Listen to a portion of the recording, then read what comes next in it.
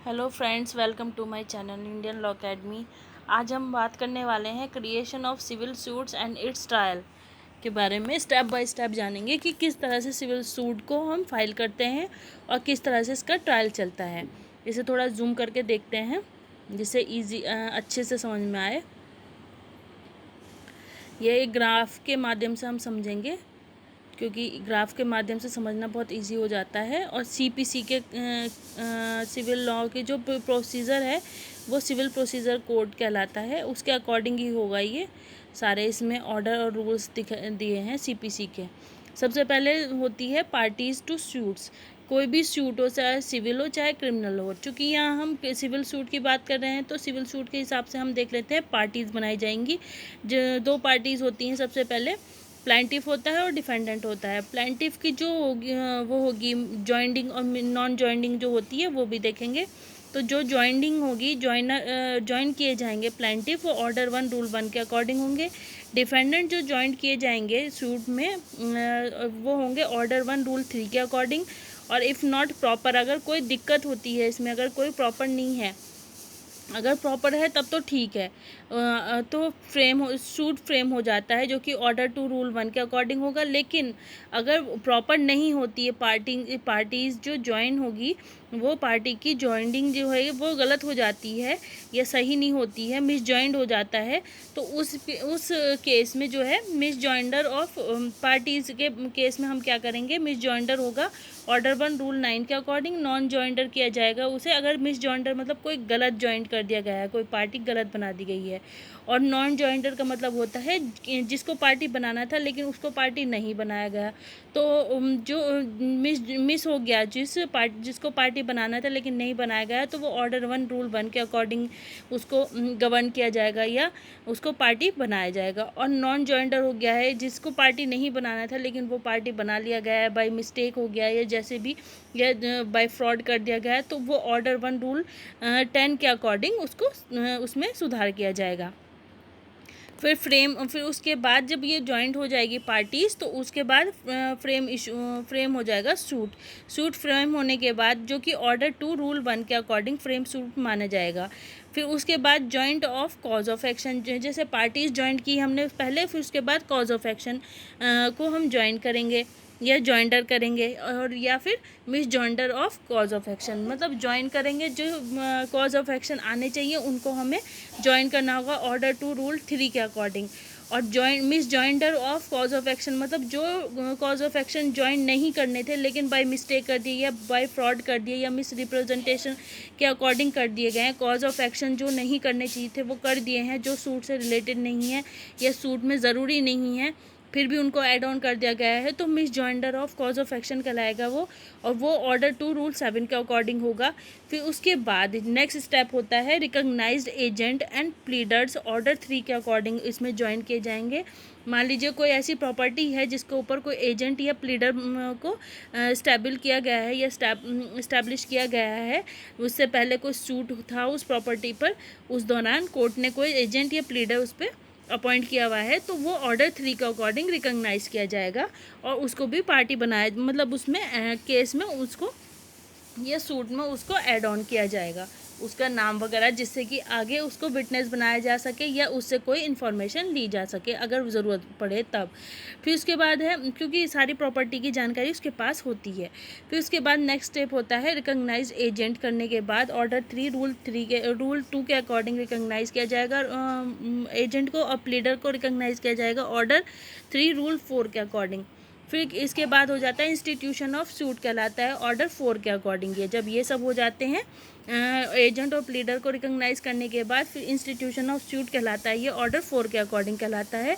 फिर इसके बाद प्लीडिंग्स होती है ऑर्डर 6 के अकॉर्डिंग, और या तो प्लीडिंग होगी या प्लेंट होगा, और प्लेंट अगर होता है तो ऑर्डर 7 के अकॉर्डिंग होगा, और प्लीडिंग होगी तो ऑर्डर 6 के अकॉर्डिंग होगा, ठीक है। फिर उसके बाद रिटर्न भी हो सकता है, अगर ये सूट मतलब वो होता है सही नहीं माना जाता तो उसको रिटर्न भी कर सकता है कोर्ट ऑर्डर 7 रूल 10 के अकॉर्डिंग, या फिर इसमें अगर कोई सुधार करना हो तो तब रिटर्न कर दिया जाता है। ऑर्डर मतलब उसको रिटर्न करना कहते हैं, ऑर्डर 7 रूल 10 के अकॉर्डिंग होता है वो।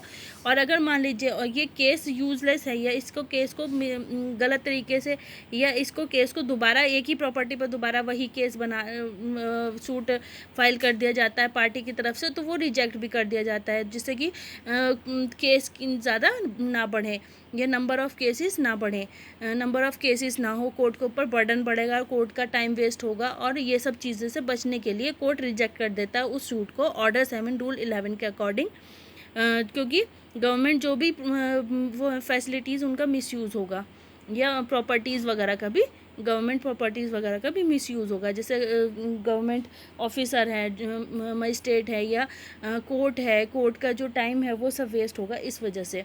फिर इसके बाद जब प्लेंट और प्लीडिंग्स हो जाती है उसके बाद सम्मन इशू किए जाते हैं, क्योंकि ये सिविल सूट है इसलिए इसमें सम्मन इशू होते हैं ऑर्डर 5 के अकॉर्डिंग। और क्रिमिनल अगर सूट होता है तो यहाँ पर वारंट इशू होते हैं, वो अलग है, लेकिन हम अभी सिविल सूट के अकॉर्डिंग देख रहे हैं तो इसको सम्मन इशू होंगे यहाँ पे ऑर्डर 5 के अकॉर्डिंग। फिर इसके बाद अपीयरेंस एंड नॉन अपीयरेंस होगा ऑर्डर 9 के अकॉर्डिंग, पार्टीज़ का अपीयरेंस और नॉन अपीयरेंस होगा ऑर्डर 9 के अकॉर्डिंग, या तो उसको अपीयर किया जाएगा या नॉन अपीयरेंस होगा, मतलब कोई ज़रूरत ही नहीं है अगर मान लीजिए तो फिर नहीं बुलाएगा कोर्ट। फिर उसके बाद ओनली प्लेंटिफ अपीयर्स होंगे, एक्स पार्टी डिग्री अगर इशू करी जा रही है तो ऑर्डर 9 रूल 6 के अकॉर्डिंग हो जाएगा, सब रूल 1 और क्लॉज ए के अकॉर्डिंग। और अगर नॉन अपीयरेंस मतलब अगर पार्टी की किसी उसकी डिफेंडेंट की ज़रूरत ही नहीं है तो नॉन अपीयरेंस में भी उसके SSA सम्मन्स नॉट सर्व्ड किए गए, मान लो उसको सम्मन्स नहीं भेजा गया तो डिसमिजल हो जाएगा ऑर्डर 9 रूल 2 के अकॉर्डिंग, नॉन प्रेजेंस के बारे में की वजह से, मतलब अगर वो नहीं प्रेजेंट हुआ उस टाइम पे अपने हियरिंग के टाइम पर, उसको अगर बुलाया गया और वो नहीं इस सम्मन इशू होने के बाद वो नहीं आता है, अपीयर नहीं होता डिफेंडेंट, तो ये होता है एक्स पार्टी डिग्री ऑर्डर्स में होता है ये। और सम्मन नॉट सर्व, मान लीजिए ठीक से सम्मन सर्व नहीं हुआ या उसने सम्मन लेने से मना कर दिया तो डिसमिसल हो जाएगा, केस डिसमिस हो जाएगा ऑर्डर 9 रूल 2 के अकॉर्डिंग, नॉन प्रेजेंट होने पार्टी के नॉन प्रेजेंट होने पर। और फ्रेश सूट ऑर्डर 9 रूल 4 के अकॉर्डिंग वो फाइल कर सकता है अगर चाहे तो। फिर उसके बाद रेस्टोर एक्स पार्टी डिग्री होगी ऑर्डर 9 रूल 7 के लिए, मतलब रेस्टोर भी किया जा सकता है उसे, या डिसमिजल ऑर्डर 9 रूल 3 के अकॉर्डिंग भी डिसमिजल भी हो सकता है। फिर उसके बाद रेस्टोरेशन ऑर्डर 9 रूल 4 के अकॉर्डिंग भी होता है। फिर उसके बाद रेस्टोरेशन मतलब कोर्ट उसको रेस्टोर कर सकता है उस केस को। ओनली डेफ्ट अपीयर्स, डिसमिजल होने पर डेफ्ट अपीयर होंगे ऑर्डर 9 रूल 8 के अकॉर्डिंग। और उसके बाद अगर मान लीजिए डिसमिजल हो जाता है तो ऑर्डर 9 रूल 5 के अकॉर्डिंग होगा और फ्रेश सम्मन इशू हो जाएगा विद इन 7 डेज़। तो फिर उसके बाद रेस्टोर अगर कर दिया गया है या सेट असाइड कर दिया गया है, रेस्टोर करना या सेट असाइड करना ऑर्डर 9 रूल 9 के अकॉर्डिंग होता है। फिर उसके बाद summons not served, second chance दिया जाता है, अगर दोबारा सम्मन्स सर्व करने के बाद भी अगर नई पार्टी अपीयर होती है तो ऑर्डर 9 रूल 6 सब रूल 1 और क्लॉज बी के अकॉर्डिंग उस पर summon serve not in due time, postponement to appear order 9 rule 6 sub rule 1 clause C. अगर सम्मन ठीक तरीके से उसको सर्व ही नहीं हुआ डिफेंडेंट को तो वो वहाँ नहीं प्रेजेंट हुआ कोर्ट में तो पोस्टपोनमेंट हो जाएगा टू अपीयर। और ये होगा summons served not in due time, मतलब सही टाइम पर उसको सम्मन मतलब नहीं मिला या सर्व नहीं हुआ तब, तो order 9 rule 6 sub rule 1 clause C के अकॉर्डिंग होगा ये। सेटिंग असाइड एक्सपायर्ड डिग्री होगी ऑर्डर 9 रूल 13 के अकॉर्डिंग, मतलब सेटिंग असाइड कर दी जाएगी अगर डिफेंडेंट प्रेजेंट नहीं होता है, तो अगर कोर्ट को ठीक लगता है, ये कोर्ट की पूरी तरह से डिस्क्रिशनरी पावर पर डिपेंड करता है, अगर कोर्ट को ये सही लगता है तो वो एक्सपायर्ड डिग्री भी ऑर्डर कर सकता है या एक्सपायर्ड डिग्री इशू कर सकता है, सेटिंग असाइड करना या इशू करना ऑर्डर 9 रूल 13 के अकॉर्डिंग। फिर उसके बाद इसका आगे का प्रोसीजर देख लेते हैं। फिर उसके बाद क्या होगा, अगर मान लीजिए वो हो जाता है एक्सपायर्टी ऑर्डर पास हो जाता है तो फिर उसके बाद जो है आर्ग्यूमेंट होते हैं या एक्स पार्टी ऑर्डर नहीं होता, फिर उसके बाद प्रोसेस ऐसे चलता है। सूट प्रोसेस कैसे चलेगी वो हम देखते हैं आगे, कंटिन्यू कैसे होगी।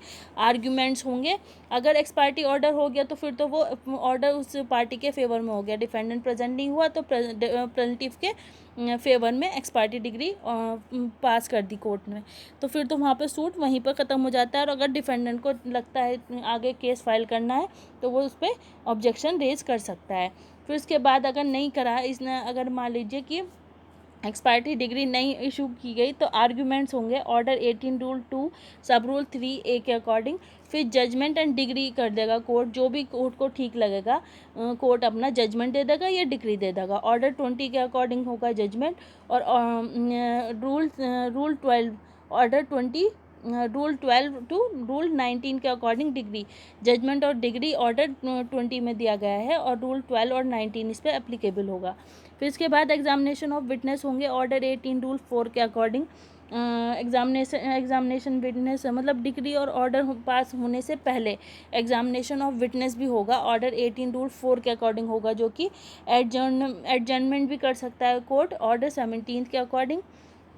और लिस्ट ऑफ विटनेसेस जो बनेंगे वो ऑर्डर 16 रूल 1 के अकॉर्डिंग होते हैं। समन जो इशू होंगे विटनेसेस को वो ऑर्डर 16 रूल 3 के अकॉर्डिंग होंगे। और डिस्पोजल ऑफ सूट ऑर्डर 15 के अकॉर्डिंग होता है, डिस्पोज कर दिया जाता है सूट को। फिर उसके बाद फ्रेमिंग ऑफ इशू ऑर्डर 14 के अकॉर्डिंग होगा। और अमेंड करना या स्ट्राइक इशू करना ऑर्डर 14 रूल 5 के अकॉर्डिंग होता है।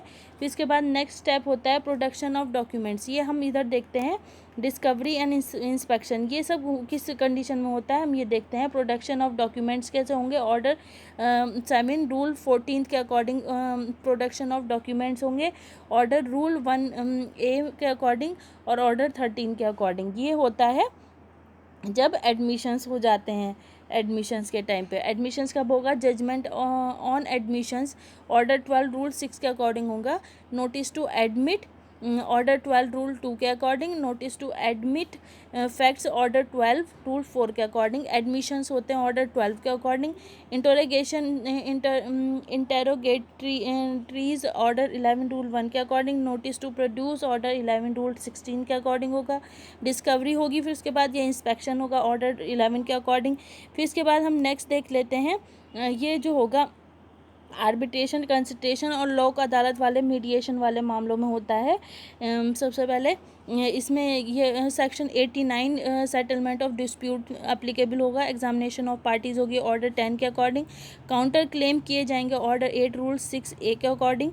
और फिर इसके बाद रिटन स्टेटमेंट होगा ऑर्डर 8 और ऑर्डर 8 रूल 9 के according. WS not file judgment order 8 rule 10, मतलब WS फाइल नहीं होगा इसमें।